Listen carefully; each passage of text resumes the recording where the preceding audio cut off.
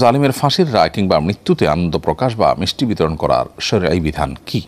যদি কোনো ব্যক্তি জালিম হিসাবে প্রসিদ্ধ হয় এবং তার জুলুমে মানুষ অতিষ্ঠ থাকে, কিংবা কোনো ব্যক্তি যদি ইসলাম এবং মুসলমানদের খুব চিহ্নিত শত্রু হয়ে থাকে এবং তার মৃত্যু অথবা তার মৃত্যুর ঘোষণা, তার মৃত্যুদণ্ড, এই বিষয়গুলো সাধারণ মানুষের জন্য স্বস্তির কারণ হয়, সেই জায়গা থেকে আনন্দিত হওয়া, সেই জায়গা থেকে আল্লাহ শুকরিয়া আদায় করা, এটা মৌলিকভাবে কোনো খারাপ বিষয় নয়।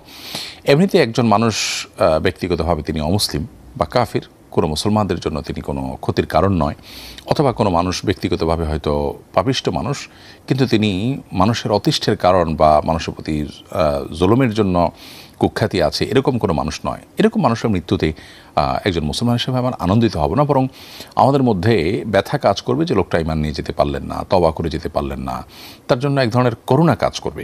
কিন্তু এর বিপরীতে যদি লোকটি হয় ইসলাম এবং মুসলমানদের বিরুদ্ধে নানাবিধ কর্মকাণ্ডে লিপ্ত, ষড়যন্ত্রে লিপ্ত, ইসলাম এবং মুসলমানদের অগ্রযাত্রাকে থামিয়ে দেওয়ার জন্য অমুসলিমদের সাথে হাত মেলানো বা তাদের ক্রীড়ানকে পরিণত হওয়া মানুষ, কিংবা আপনার কারোর জুলুমে যদি কেউ অতিষ্ঠ হয়ে যায়, তখন সেক্ষেত্রে তার কাছ থেকে যে নিষ্কৃতি মানুষ পাচ্ছে, সেই জায়গা থেকে শুকরিয়া আদায় করা এবং আল্লাহর কাছে এই জন্য শুকরগুজার হওয়া, আনন্দ প্রকাশ করা, এগুলো মৌলিকভাবে কোনো নিষিদ্ধ বিষয় নয়। ইসলামের ইতিহাসে এরকম বহু জালিমের মৃত্যুতে বা তাদের পতনে আল্লাহর অনেক নেককার বান্দারা আল্লাহর শুকরিয়া জানিয়েছেন।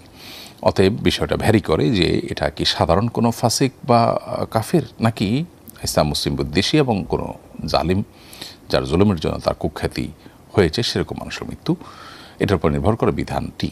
তবে সেই সাথে এটিও মাথায় রাখতে হবে যে আনন্দ প্রকাশ, যে কোনো ক্ষেত্রে আনন্দ প্রকাশ বা আল্লাহর শুকরিয়া আদায়, এগুলোরও একটা সীমা রেখা আছে। সেই সীমা রেখা আমরা কোনো অবস্থাতেই অতিক্রম করতে পারি না।